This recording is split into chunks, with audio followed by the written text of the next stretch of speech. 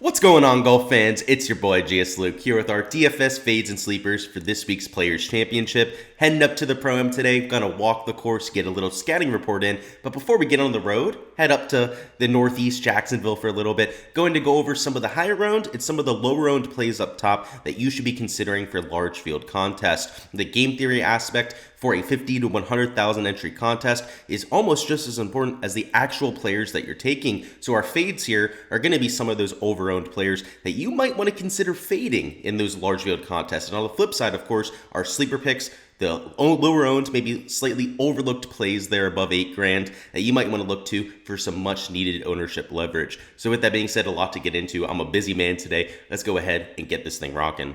All right, we're going to start this with a look at our fades, and real simple this week. The two highest owned players on the slate are going to be our fades. So that is a Patrick Cantlay at $9,700 and then a Jason Day down here at $8,000. And last week, yes, they were the same two fades, two of the higher owned players on the slate. And this time around, after pretty solid finishes last week, I'd say the Jason Day fade, right, we got away with it there. The Patrick Cantlay there for T for second, probably wasn't. Actually, I think he ended up tied for fourth, something like that. Either way, they ended up backing up their performance, and anytime a chalky play gets there, the next week, they're usually going to be just as chalky, if not chalkier, and that's what we've got here. So the recent form, let's take a look at it, right? Cantlay, right, finished T4. Like I said, he finished at -7 last week, which at one point was just one shot off the lead, but a few guys there, birdied 16, 17 there at the API, hit a third there at the Genesis, so it was clearly in form. What I worry about here is the track record. So the event history is not that favorable to a Patrick Cantlay, has missed 3 out of his last 5 cuts. And then in general, when you put him on Bermuda grass,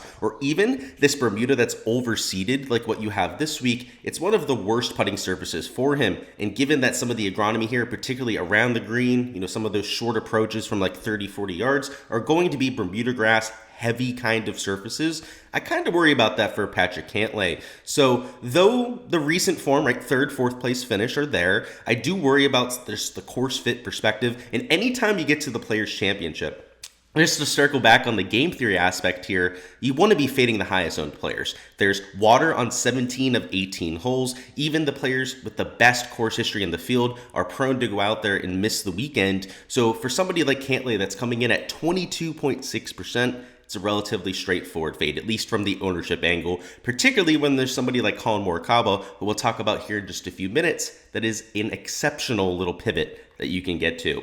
Our last fade's Jason Day, same as last week, right? $8,000 there, and he is your highest owned player on the slate. So 24.3% ownership, which is just getting borderline ridiculous here. And I know he's quote unquote back, like everyone is saying, right? The shots gained metrics have been ridiculous for him. I mean, it's not just the finishes, gaining across the board, across all 4 categories. His worst category, right, I'll put that in quotes, has been around the green where he's gaining a third of a stroke. But you've got to ask yourself, is this sustainable, right? He's gaining over a stroke per round with the putter. And just based on the track record, if you look at his shots gained metrics of late, right, he's been gaining 3-4 strokes per event. But just before that, right before he got on this magical stretch, he was routinely either a neutral or a loser with the flat stick. So I have an extremely hard time believing, and I said this last week, right, that he went out there and finished T10 or T9, something like that. What was it?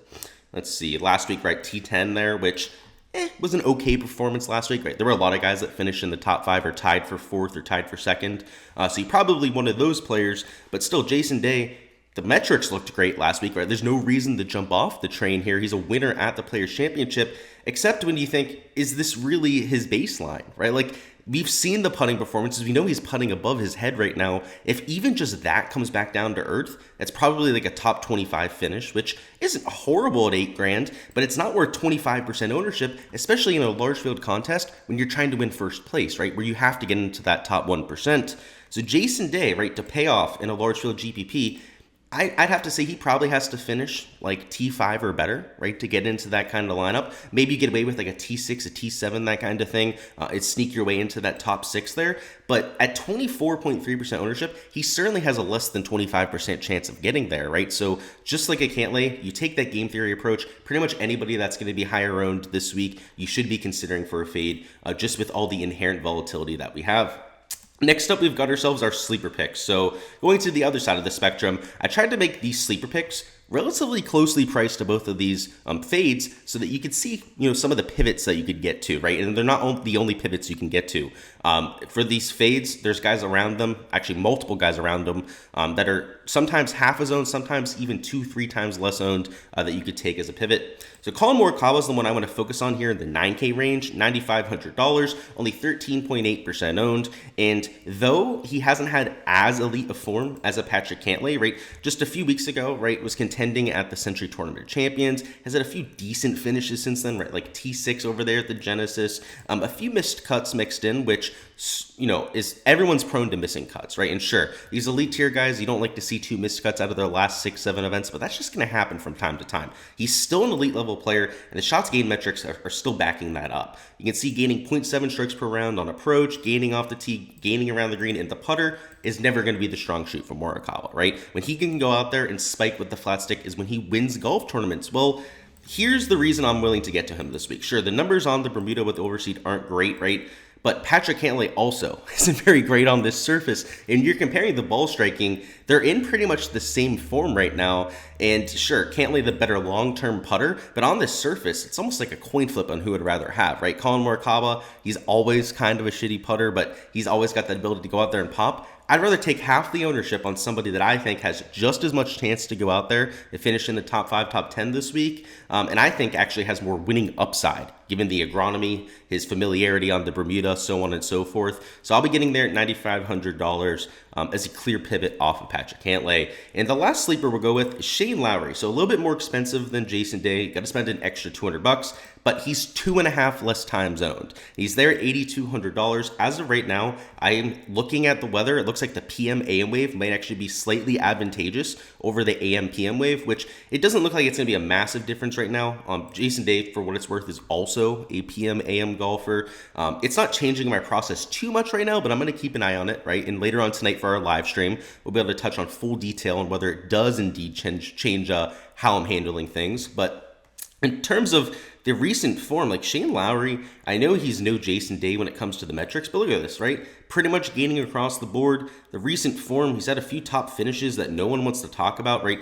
T5, T14, sure, made the cut last time out, didn't do anything with it, but at least he still made the cut. And then going over here to the event history, it's not amazing, but T13, 8, right? A couple missed cuts, but he's made 3 of his last 5 cuts, which is a lot better than most players can say. I mean, look at this, right? Trahan's only made 2 out of his last 5, right? And his best finish was a T13 last year. Shane Lowry's also got a top 10. I mean, look at Matt Fitzpatrick, right?